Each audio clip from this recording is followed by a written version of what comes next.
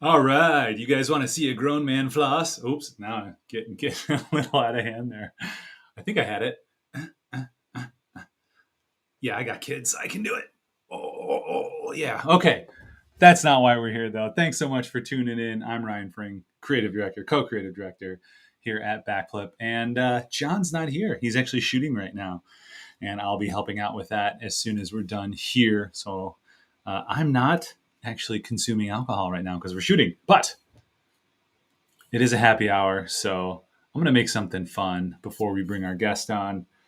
Actually, let's bring him on because it's more fun that way. And he's right next door, and it'd be weird if I didn't.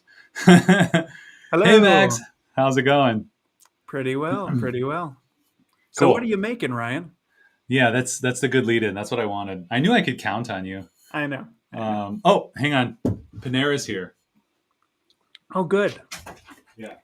Yeah, we ordered Panera, Yeah. and it arrives just as we started, of course. So now there's this part where I have to vamp because Ryan is gone, and the Panera is actually going to be our reward after doing this stream. And he's back, and there we go. It was funny. I ordered it, and just said just set inside the front door, and they came in the back door, Hmm.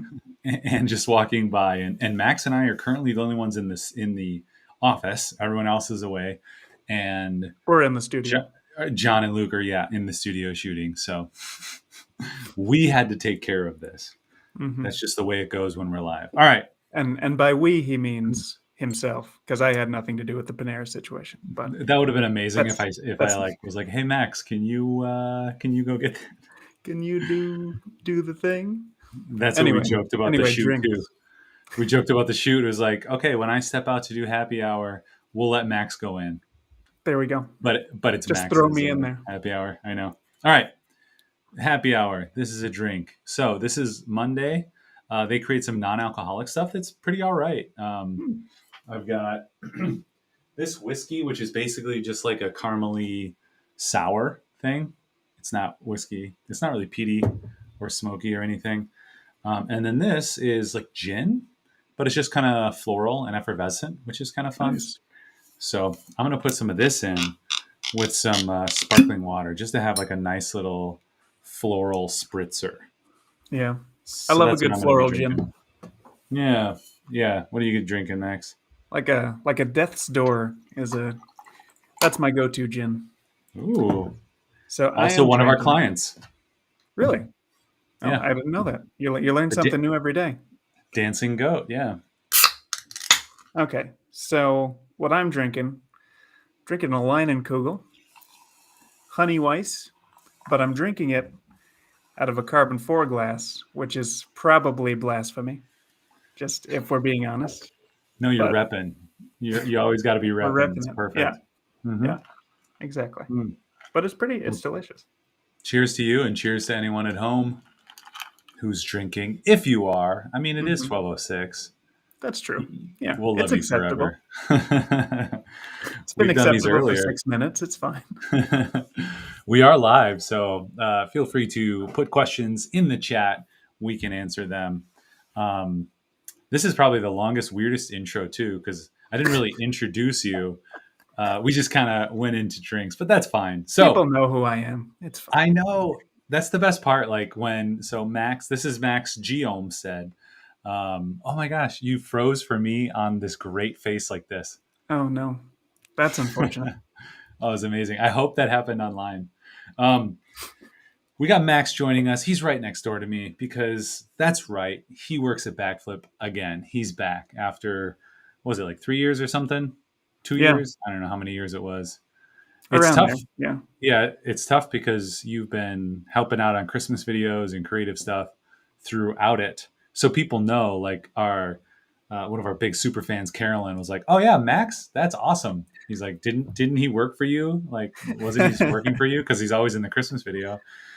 Um, Yeah, so yeah, it's funny the most recent Christmas video. My wife Morgan was very confused when I showed it to her because she's like, they know you don't work for them, right? And it's like there's this whole section where there's three me's from different timelines that merge, and it's like this huge yeah. storyline. It's hilarious. It's called foreshadowing. You just got to go back to Exactly. her and be like, "This is a cinematic tool." hmm It was set up Yeah, and payoff. That whole video just, yeah, yeah, just as you said, foreshadowed my employment. So yeah. We knew it was that's a coming. win. Um, yeah, I can give a little bit of your story, but why don't you just kind of tell us? You've been on the show before, but for those who don't know you, as they say when giving a best man speech or a speech at a wedding, can you give us a little rundown, kind of on your story, and bring us up to where we are? Sure.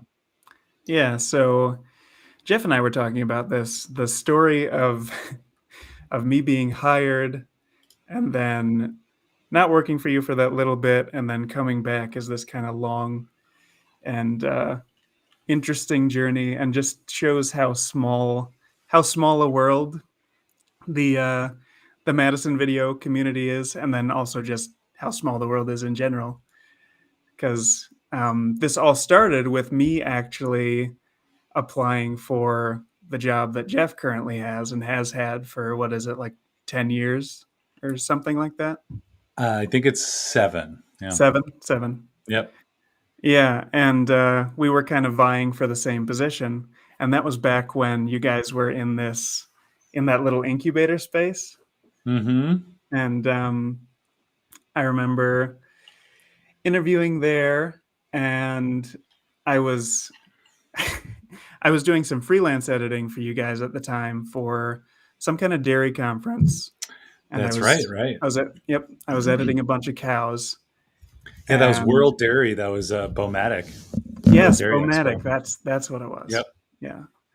And I remember editing that like right after I had interviewed and getting the news while editing that I didn't get the job. And I was like, I was devastated because Oh man. because I remember hearing out in the main office area that you guys were playing like Toto's Africa or something. And that was back when Phil worked for you guys. And these are very specific details, I realize, but they kind of like stick in your brain, just these little things.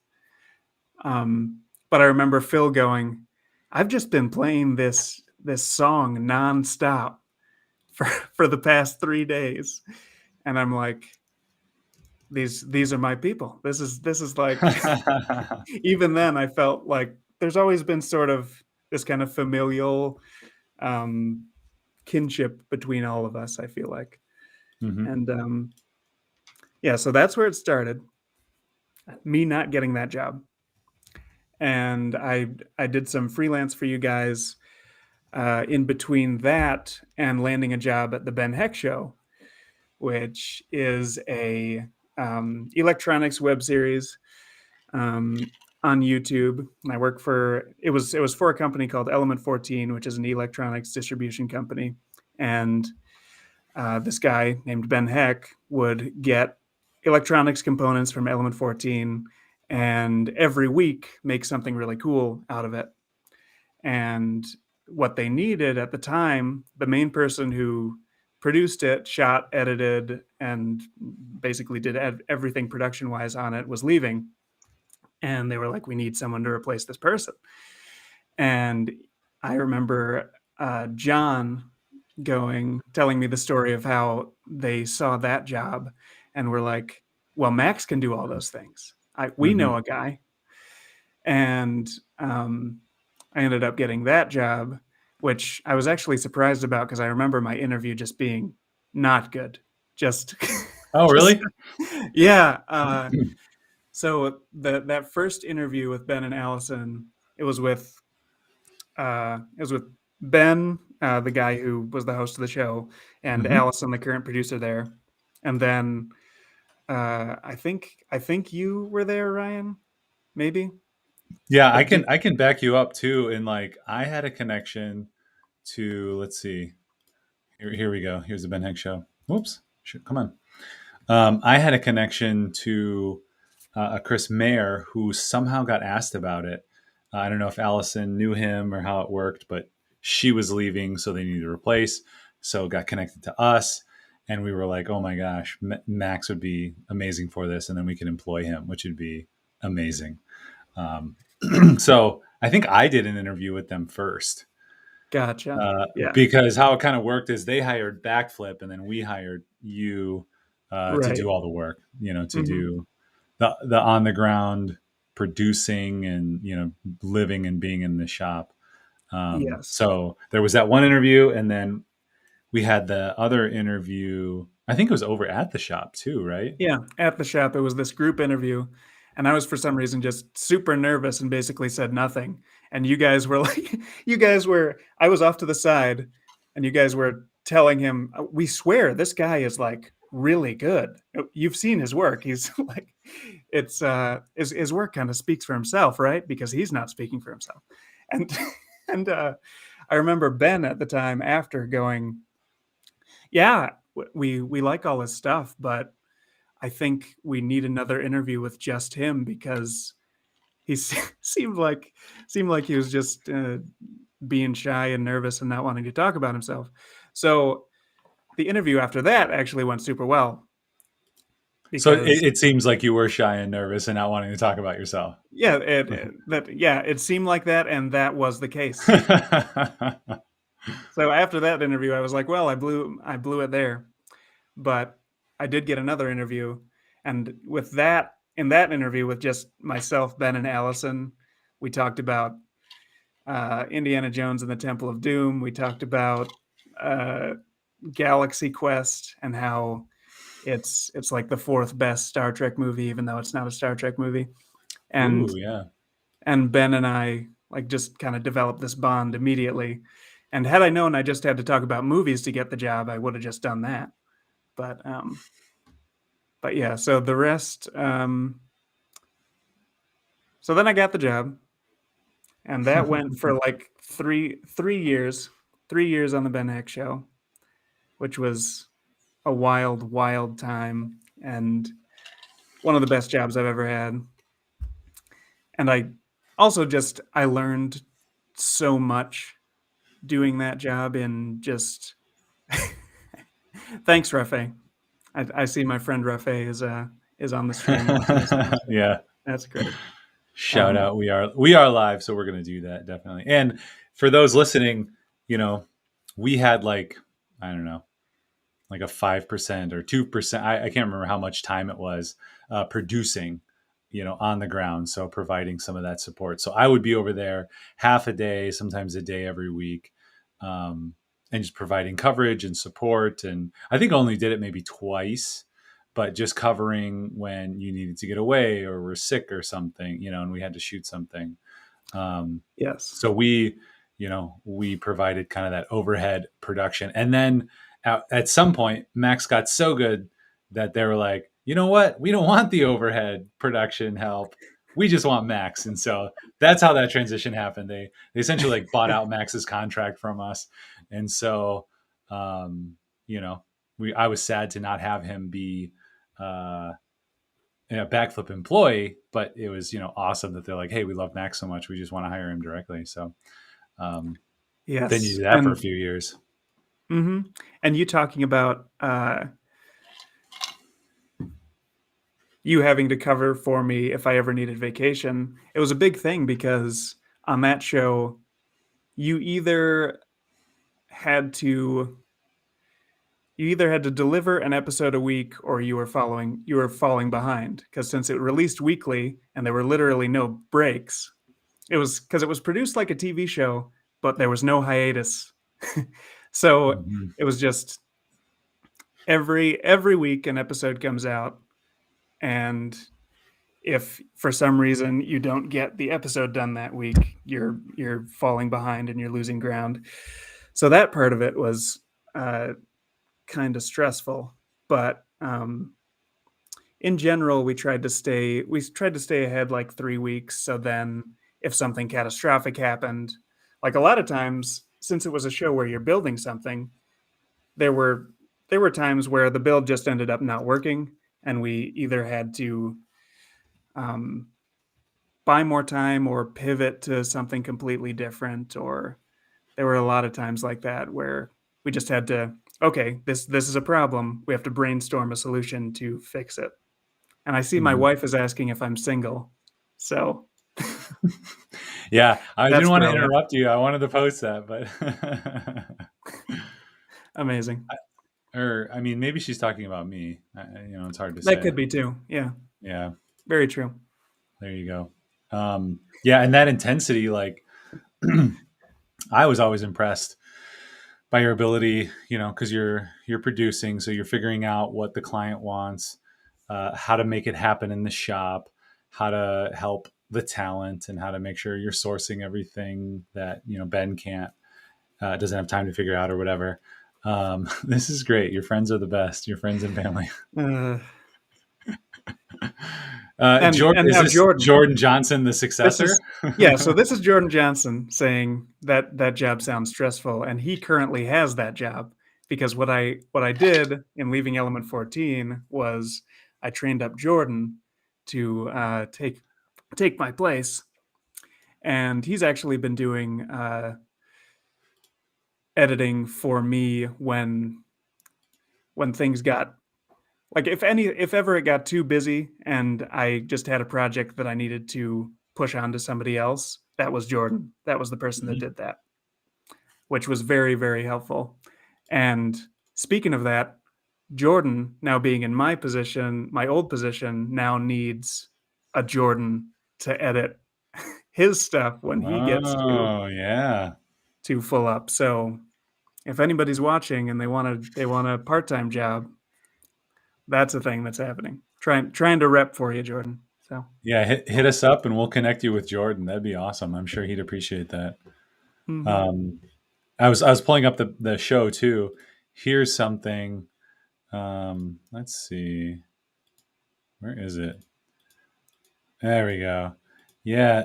So just some of the fun things too, that we got to help out with. Like that was always the most fun to me. Anytime I could do anything like help out and act.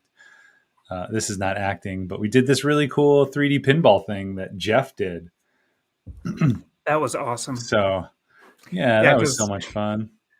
I remember because this was pretty early on, and we were like, we should replace the intro for this. Hmm. And I remember having this idea of like, what if it's a pinball and it's hitting different things in the machine and hitting the different types of builds that we do in the show. And I remember having the idea and thinking to myself, well, there's no way I can do that because I don't know how to render 3D at all. So then I contacted you guys because that's like Jeff is like a 3D guru. So I was Yeah, like, he loves that. I know Jeff is able to do this. So yeah, that intro is that's the one that fans of the show know and quote too. That's become the iconic intro. So that's Yeah. pretty cool. Well, and just thinking about the show. I mean, and we'll get back to the story in a second. But just thinking about the show and the needs to produce and what to do, like we were so excited when it became an opportunity for us. We're like, Max is the guy. It's the same thing when Andrew, our second editor, left. Um, and we're like, we're looking around, getting resumes from Chicago and like all around and lots of different skill levels. People with like 20 years in the industry and stuff. But then I think you sent an email, and I like almost I don't know, like not flip the table, but like good flip the table, like lost my mind because I was like, yes, like because like for us a number two editor, um I don't know, maybe 70% of the time is working on has a product or project backlog, but the other times it's we're coming up with stuff for them to do or bringing them on shoots and whatnot. Then when you applied, I was like, oh my gosh, you know we can have another great shooter because Max has been doing that. He's produced this show for so long, like he can help production. And in my mind I was like, okay, here's 100% of the time, like how much actually is editing. Like I'm going to try to shove that down as much as possible and be able to use Max on writing, acting, uh shooting, producing, like all that stuff. So I was like freaking so excited uh that you reached back out, um Yes. after after a couple of years of being away. And I'm super excited about that stuff too, because my my job, at least for the past 3 years, has been basically only editing with some producing and such mixed in. But I'm excited um, to continue along the path of continuing to learn and develop my skills, and I just think it's going to be super fun. And I get to do it with people who I've known forever and really like. So that's like Mm-hmm.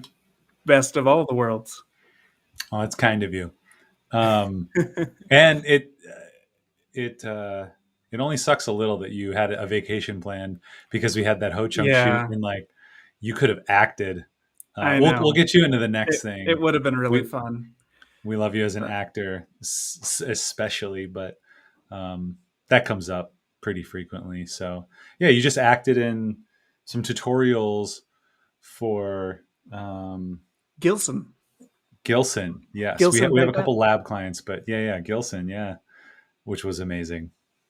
Yeah. And that's actually one of the things that got it in my head where I was like, maybe this if an opportunity ever came up, this could be a fun option for the next part of my life. Cuz Mm-hmm.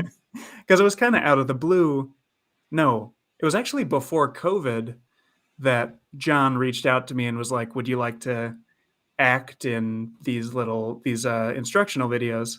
And I was like, "Sure, sounds fun. I've never been paid to act, but could be good." And and that was moving along. And then COVID hit. It got postponed for a while. And then as we're starting to climb out of COVID, that production came up, and I was like, of course I'll still do that. And Mm-hmm. it was just those 2 days, and just a really fun experience, and kind of reminded me of the fun collaborative environment that exists here. And I was just like, and I was also coming up on the end of the current contract with E14, so I'm like, and there might be an opportunity here. And then when Andrew left, and I saw that you had some kind of position open, I was like, can't hurt to reach out. And here we are. Yeah, it's awesome.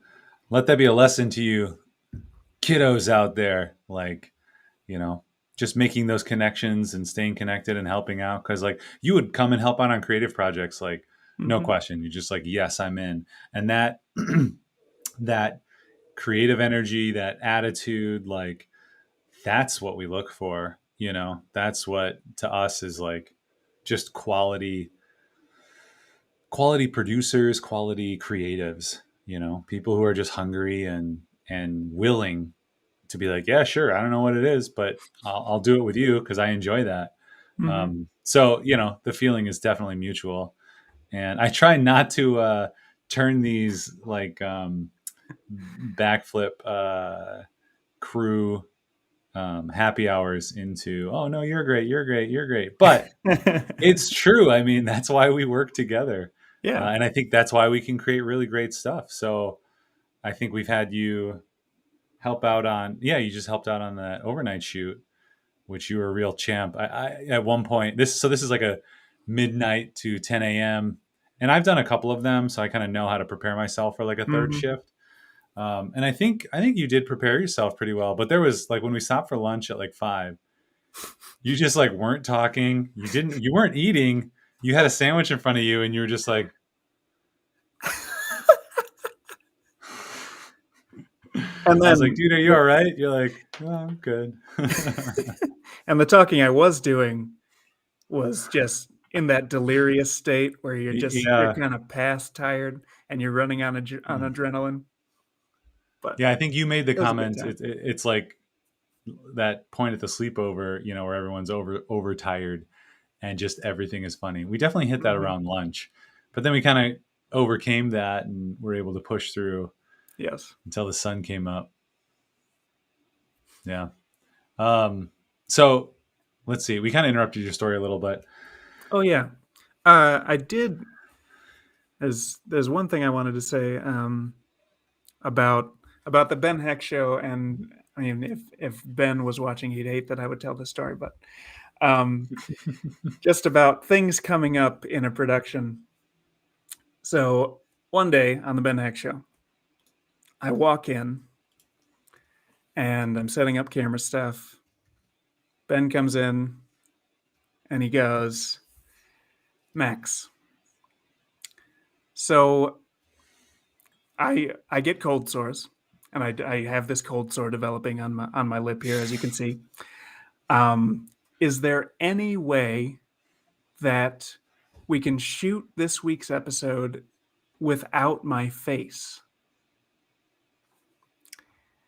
And I go, because I'm new, I'm trying to come up with a way that we could possibly do this. And there's just this pause. And I'm like, no. there's not really an option for that. And he's like, okay, well, can we shoot it like super wide so there's no way that anyone could zoom in and see this little thing? I'm like, nah, not really. I don't want to change the entire feel of the show. And so what ended up happening was we shot the whole thing normally, and for, for that week, for that episode, I had to track his cold sore out of every. I mean, cutting to the Oh close up my as much as gosh. possible, but on every wide, tracking his cold sore and replacing it with a little teeny bit of skin. Uh, So that's was it the same skin, or did you like create like a skin stamp every time? Or this I. is how nerdy we're gonna get on the stream. uh, it was it was different skin for each shot because it was slightly. I mean, depending on the lighting setup. So I would take a different section of skin each time and just kind of track it onto. But the great thing is, and the highest compliment is that nobody noticed in the comments. No one was like, "What's that? What's that thing there?" And I was like, "I'm proud of that." It's it's kind of funny, but with like little effects work like that, the highest compliment is that nobody notices, and Mm-hmm. nobody even knows what you did because it's Yeah. seamless. And I remember one of our first 48s that we did with the crew out here. Um, there was an award for best VFX or whatever, and it was this group out of Milwaukee who had like the cheesiest little like energy ball, Element 3D type of deal. And I was like, okay, well, I guess I'll kind of take that as a compliment because we had so much VFX in there. It was like fake sign, a billboard.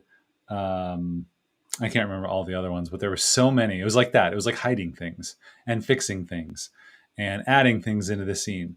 But it was so subtle and at least well enough done that no one had any idea. They're like, how did you find that sign? Or, where's that location? It's like, well, we made it up. mm-hmm. But the little sparkly fireball wins it because it's the noticeable one. So Because it's it is a obviously high effects. compliment. Yeah, it is. It is a high compliment, but it kind of sucks, Yeah, to yeah. not get that kudos. But It's a I'll give you the kudos thankless. right now. Great job. It's a thankless job. The thing is, the dumb thing is that I don't remember what episode what it was at all. So I can't point you to where that was. So really, Oh, I could have made up this whole story and we would never know. But I for assure you those I didn't. astute, yeah, those astute out there, maybe you could look through and find it. Maybe. Yeah. Um, Yeah, if you look, yeah, you just got to go through all of the episodes we've ever done. Zoom in on Ben's chin and analyze it for any facial inconsistencies. That's right.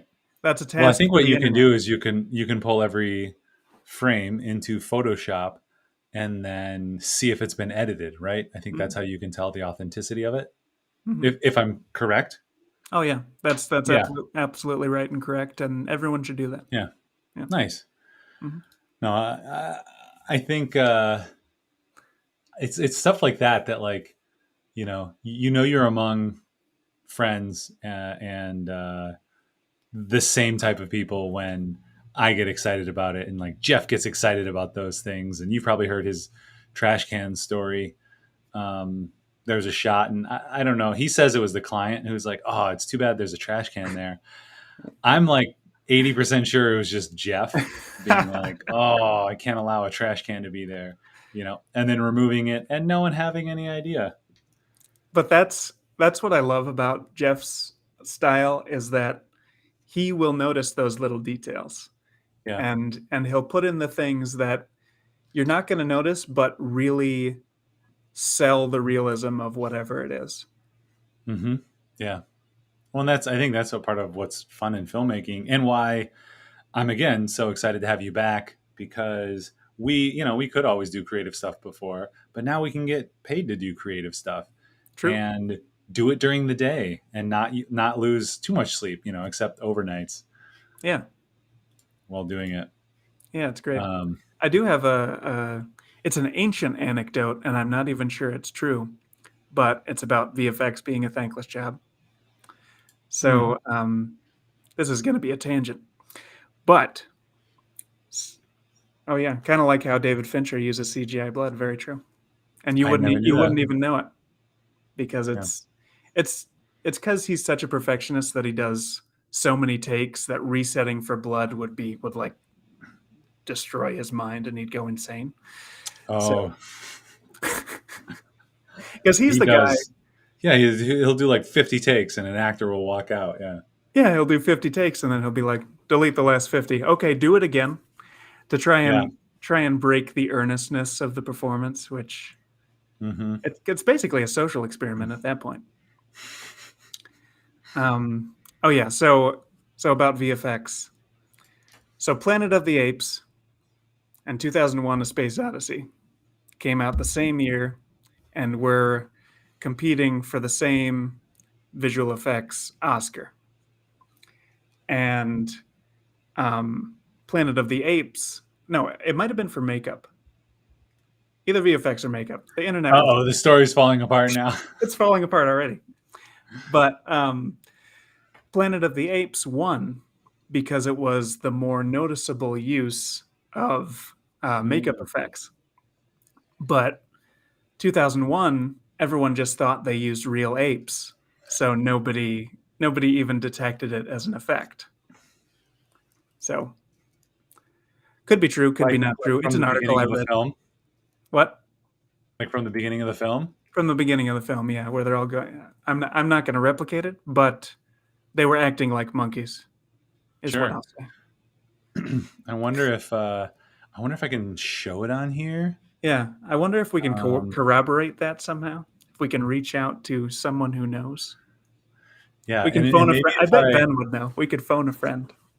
that's true. So we're streaming on YouTube. I wonder if I don't have audio. Let's see. I wonder. Okay, skip ad. I wonder if I don't know. I do this. Maybe it won't flag us. Oh, you can't see anything. Hang on. No, I can see nothing. Yeah, I'm just looking at both of us, which is fine. But Rotating movie sets. That's not what rotating we movie want. sets. That is very cool, though. Apes. Yeah, actually, I think this is kind of similar to the space film that Ben had worked on or written Oh, that he. the one that Ben and I worked on. Oh, I was not aware that you were in there. Yeah, yeah. We still have this full pitch for a space movie that's kind of just sitting there because it was going to be produced, but then the production of that movie was contingent on a horror movie, and then the production company that was going to do that went under, so Sure. it didn't end up happening. But Yeah. So here's the apes. So people thought these were the there they real are. apes. People thought they were real apes. Yeah. I mean, there you go. The highest compliment that no Yeah. one will pay you. Hmm. Yeah. People are like, That's. I oh mean. no, all the work you did that was just real monkeys that you were directing. Yeah. Exactly. Yeah. It makes total sense. Makes total Um, sense. Thinking about Fincher and doing all of those takes, I feel like he should direct Crispin Glover at some point, because I was watching the movies that made us, or the movies that something us. I don't know, whatever on Netflix, but it's about Back to the Future, and apparently, like Zemeckis would be like, "All right, now." You go through the door, and he's like, "Well," Crispin would be like, "Well, what's his character's name? Uh, the dad in Back to the Future, McFly. He's like There we go. Marty, or yeah, he's like, what's the dad's name? Not Marty. Marty's his son, McFly. Whoa, Jeff's hating us Jeff right would be now. so mad right now. Don't anyone tell Jeff. Um, it'll come. It'll come. But he's like, my character wouldn't walk through the door. And he's like, you have to walk through the door because the rest of the scene takes place in there. So, like, that's the scene where, like, Michael J. Fox, George. Morgan says Thank George. you, Morgan. Yeah. Thank you, Morgan. Michael J. Fox, like, shoves Crispin Glover through the door because he's like, my character wouldn't go through the door. There's another, like, 2-shot conversation where George and Marty are talking, and they have clips of it. George just walks off, like, it's an over the shoulder or like over his shoulder or over Marty's, and all of a sudden he's just like out of the scene. So they actually made like a little fence around him so that he couldn't move. He'd be That's like so that funny. or something. Wow. But I'd love to see just the might of David Fincher and Crispin Glover, and just see Just what could clashing. happen there. That'd be amazing. Because you could really cast him in a David Fincher movie, and then there's a secret documentary film crew. Just Mm, the real movie is the behind the scenes documentary yes. about that movie. Yes. That I would love be that. great. See, write that down. Let's make it. There we go. Let's do it. We'll start next week. David Fincher versus Crispin Glover. Yeah. Fincher versus Crispin. Crispin versus Glover. Fincher. Glover versus David and the Crispin. Also, that's Crispin. I don't know what Crispin is. Yeah, David Crispin is an versus interesting name. Golai Crispin. Galai Crispin. I like it. Yeah. So let's see. You've been here a month. A month now? A month? How long have you been here? Yeah, minus 2 weeks. That I was minus 1 week because I did work from home. Yeah. Things happen. How's it been? It's been great. I've Are been you very still in the much honeymoon enjoying it. period? Yeah, I mean possibly. I may have rose tinted glasses still on, but I'm really enjoying it. Yeah, it's living up to my expectations. So that's good. And I'm as I was telling you the other day, I'm just really enjoying being able to craft a story through editing, because that's not something that was really, it was present on the Ben Heck show, but not as present on Element 14 Presents, the show that succeeded. Succeeded? Nope. Succeeded. Succeeded.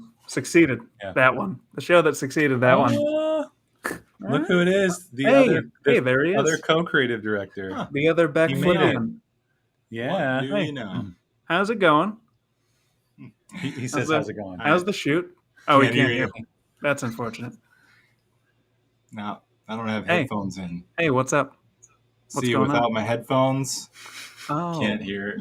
oh, that's I'll just pretend you're without telling the me how technology. good my hair looks, I actually can't hear John either because these are noise which canceling. is I was thinking, very kind could of you you. could you agree to shave your head? Could All that right. be something that Yeah. get him to? No, you I should get him don't. to say no. You don't want to. I'm allergic to that. You're allergic to head shaving. All Okay, right. gotcha. You, Well, keep it up. Keep see you it up. later.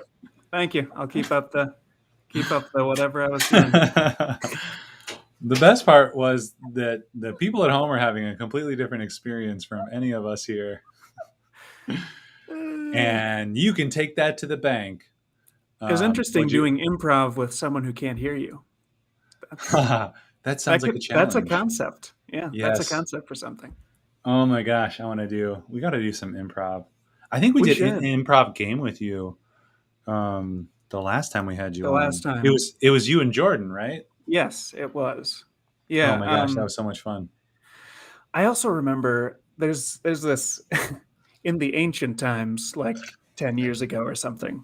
I Yeah. did this improv workshop with some friends of mine where we took the concept of Antiques Roadshow and everyone just brought an item to be like appraised at the Antiques Roadshow. And we had cameras set up, and it was just a green screen setup, but we did these kind of faux Antiques Roadshow episodes, and yeah, we would just improv off of whatever object the person had brought. So it was just kind of a fun setup for whatever crazy Did you stuff. guys record it, or were you performing, or? We did, yeah. We recorded it, and there are episodes of it on my personal YouTube channel, which you may or may not want to watch. Your personal YouTube channel or these specific videos? Both, really. I mean, after this, I'm gonna have to go back and scrub it. Every few years, I go and look back and be like, "That's no longer something I want on the internet." Yeah, Unlisted. or at the very least, easy to find, because Yes. once it's on there, it's on there. Yeah. That reminds me, the like improv show, the sketch show, The Top Hat Balloon Show. that you and Jordan were doing for the longest time. I know that's been on hiatus. Just it kind of became a chore, and you had to produce it. Right, was it every week or so? It was every week for like a year and a half. So it just got to be a lot of work, and it became a job. And it's never fun when your passion becomes your job in a bad way. You know, it can be like parts of your job can be fun, and that's the feeling that I'm after. But in that case, it just kind of became a chore. However, Jordan and I have been slowly working on a pared down version of what we were doing. So we would do more like producible version. Yeah.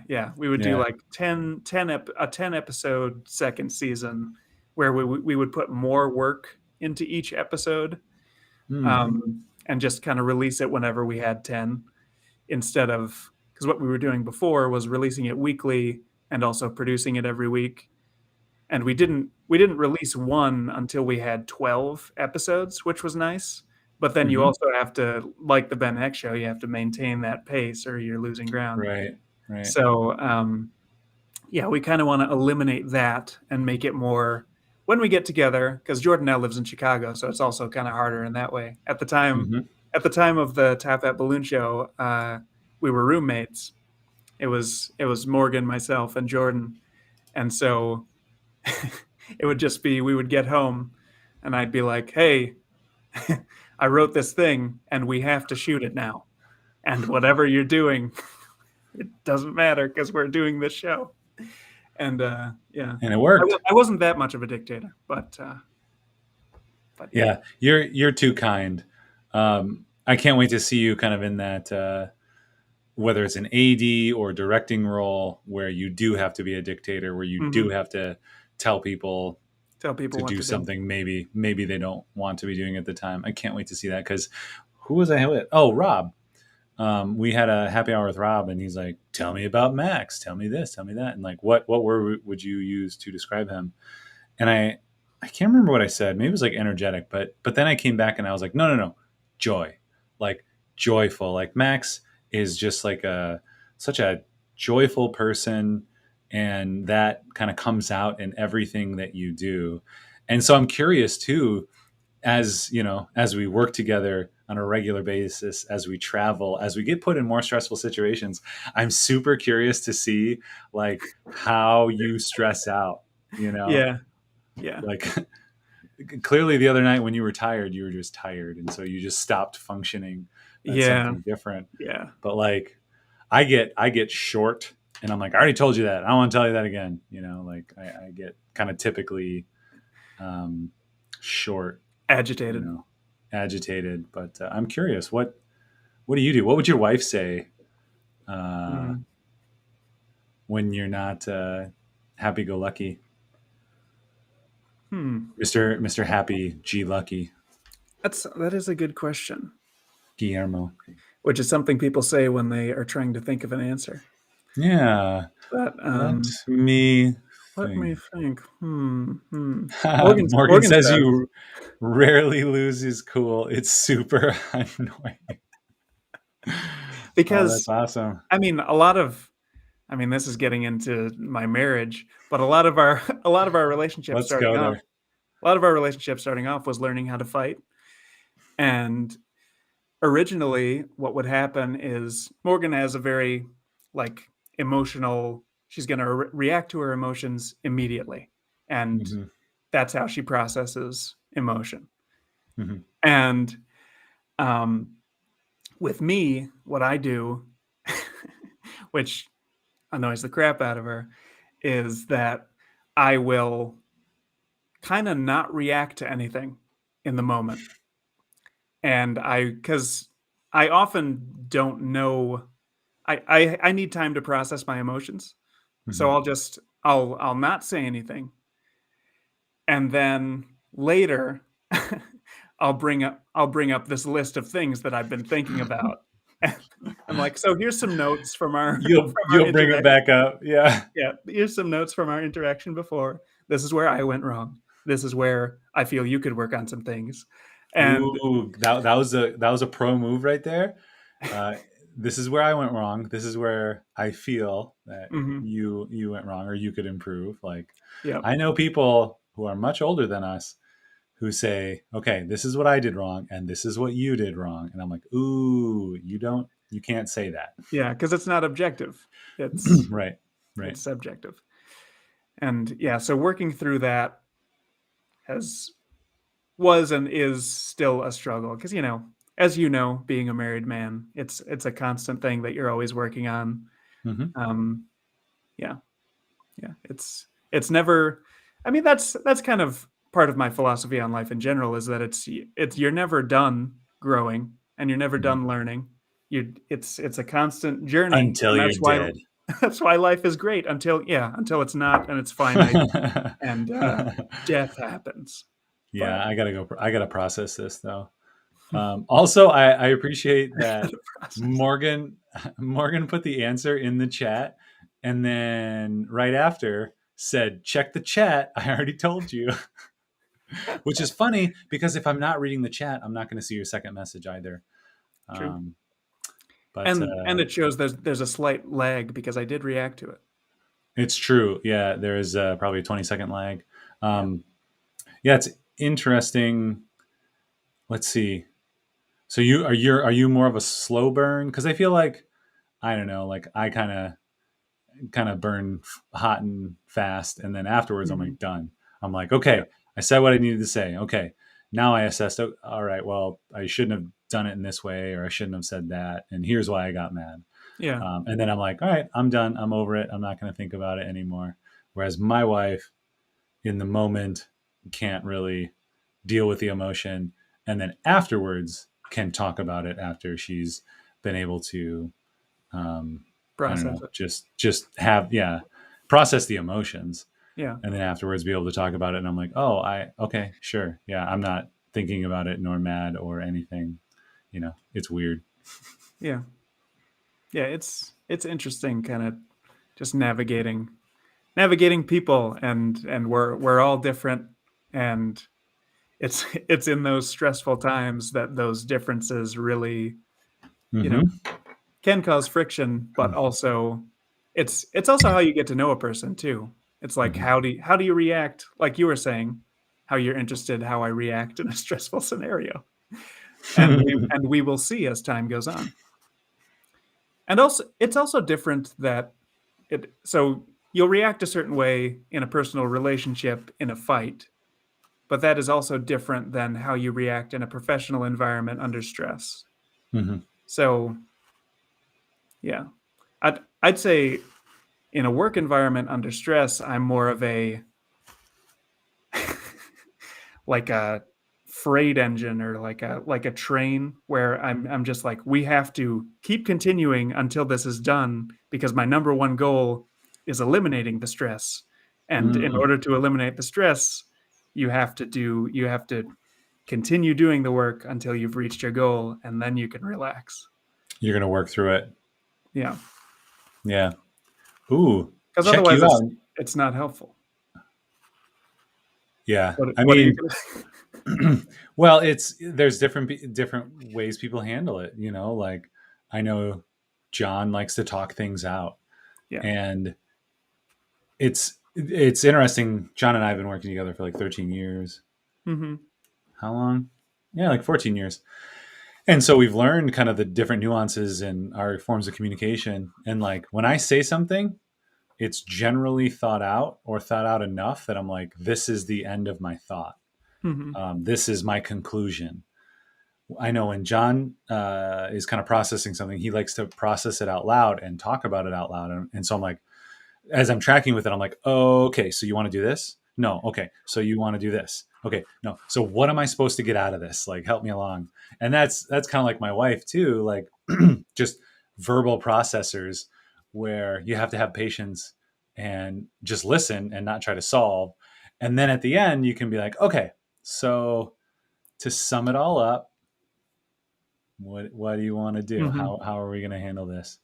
So that's been a really fun process to see. And I think, like you were saying, learning that stuff just really helps us work better together so Yeah. that, you don't get frustrated by the way I communicate and I don't get frustrated by the way you communicate, but instead we understand the differences and with grace can have patience.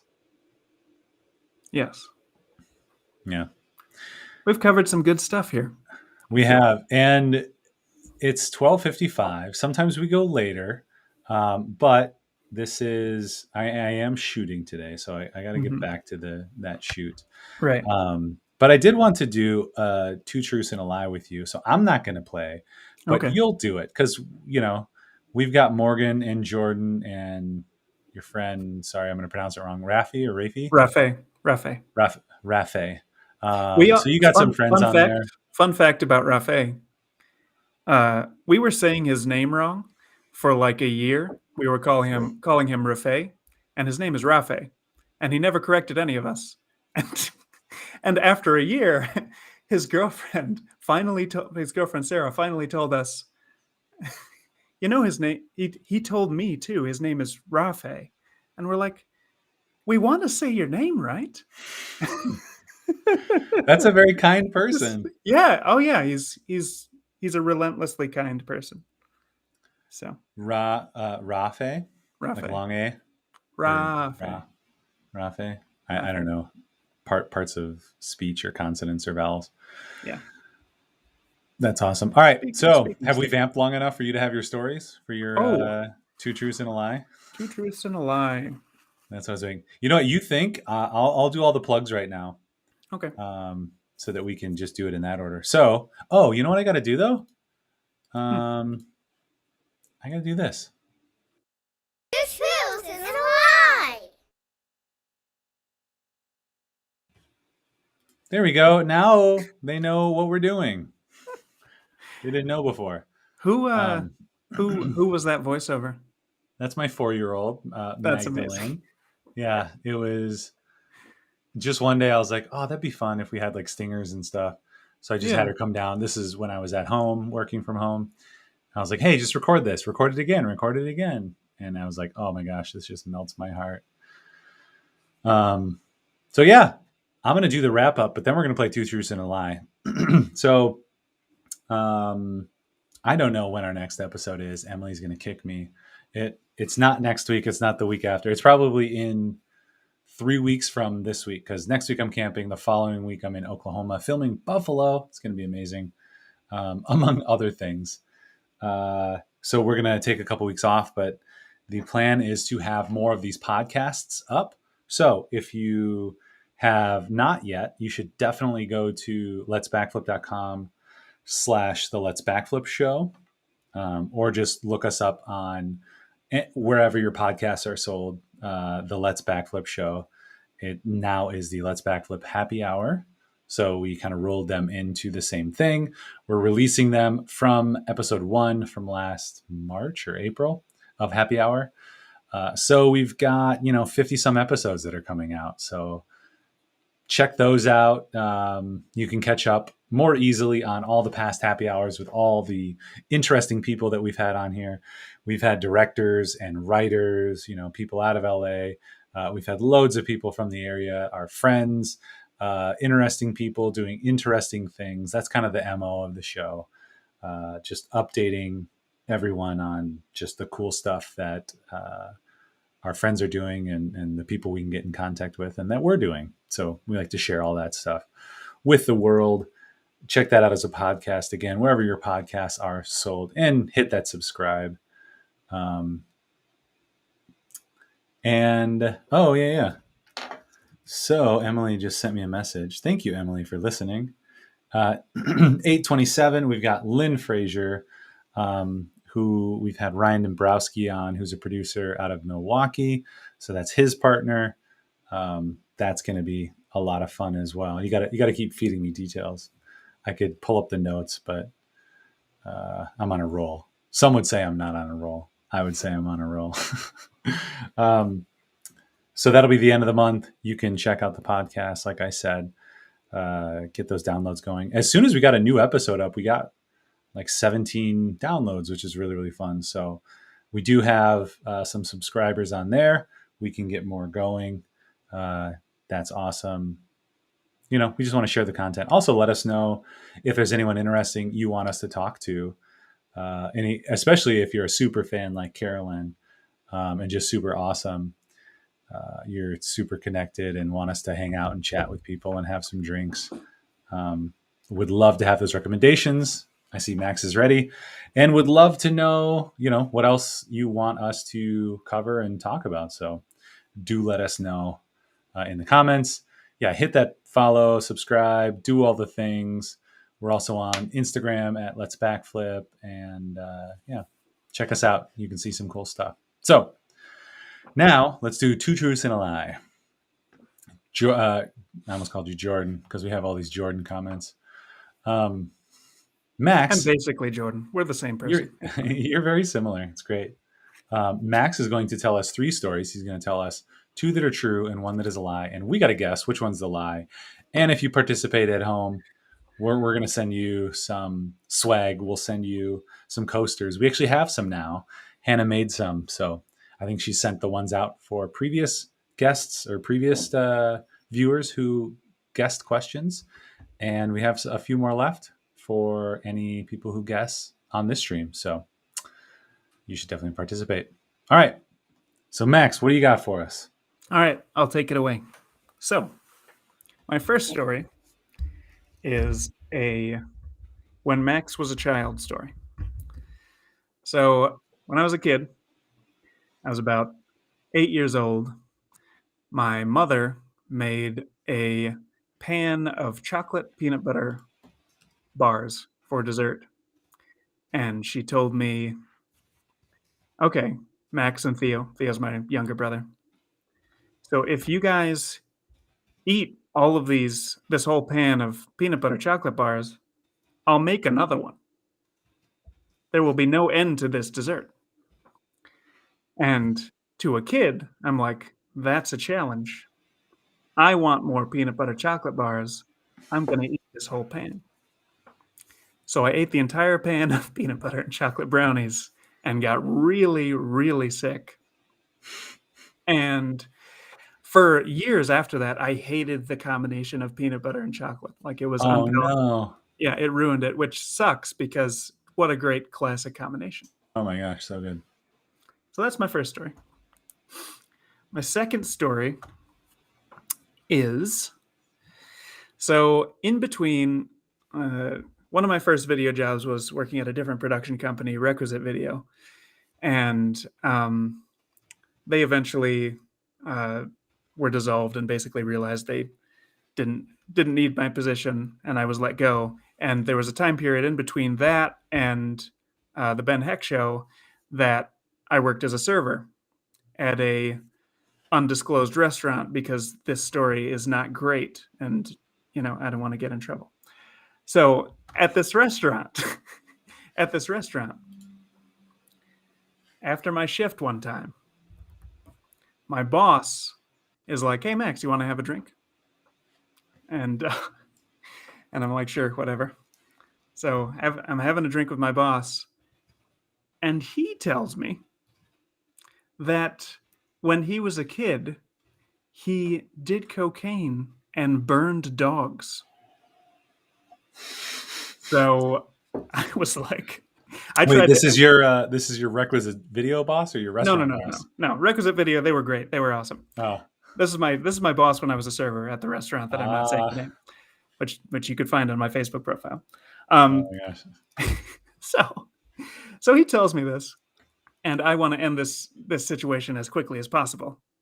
And I I just leave, and then I tell Jordan at the time, you wouldn't believe what this guy just said to me. It's insane. So that's just this wild, crazy thing that happened to me. Last one. This is during the Ben Heck Show years.